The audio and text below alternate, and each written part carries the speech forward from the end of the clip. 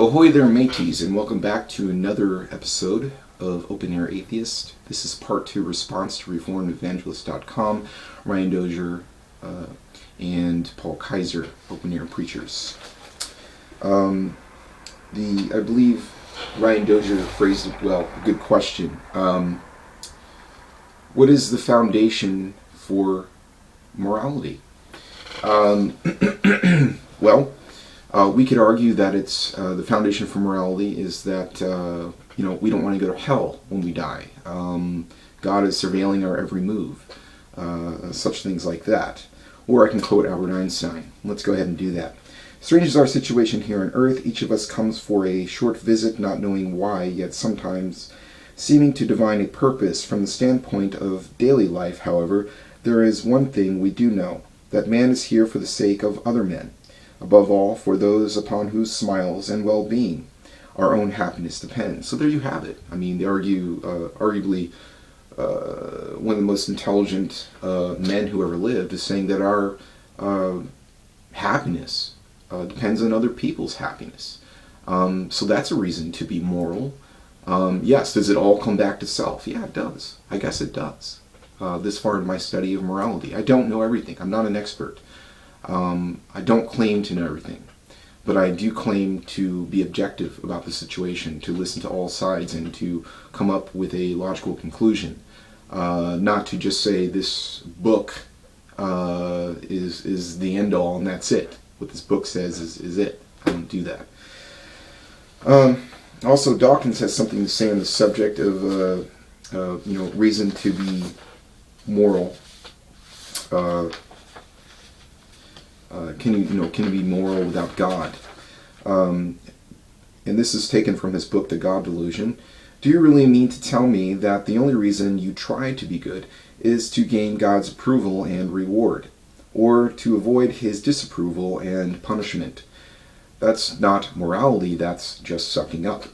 Apple polishing, looking over your shoulder at the great surveillance camera in the sky, or the still small wiretap in your head, monitoring your every move, even your every base thought. To quote Albert Einstein again, if people are good only because they fear punishment and hope for reward, then we are a sorry lot indeed. Also, for further reading on this subject, let me quote from Dawkins again, and then I will mention some other books that you could reference to and read on the subject. If our moral sense, like our sexual desires, is indeed rooted deep in our Darwinian past, predating religion, we should expect that research on the human mind would reveal some moral universals crossing geographical and cultural barrier, and also crucially religious barriers. For more info on this subject, let me recommend Why Good is Good, Michael Shermer's The Science of Good and Evil, Robert Buckman's Can We Be Good Without God, and Mark Hauser's Moral Minds, which is, I think, a very good book on the subject. So there are some books that you could read. Also, I mean, you make these statements, Ryan, about the Bible. I mean, it seems like you believe the Bible is our where we get morality from. Well, if that's the case, what about when God ordered Joshua to slay, and the Israelites to slay the Canaanites and all these other people and take their land? And there are many travesties in the Bible. Are we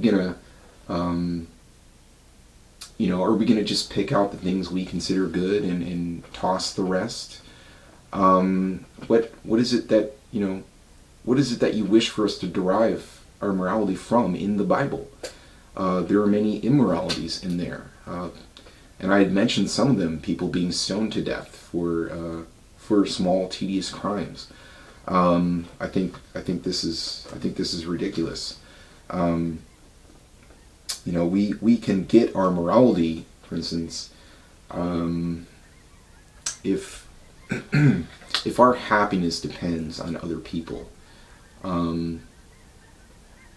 then other people's survival affects us. Because if they don't survive, who's going to make us happy? And I know that sounds very selfish. I know that sounds very grim way of looking at morality.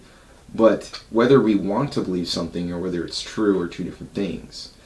We may want certain things to exist, but that doesn't mean that it exists.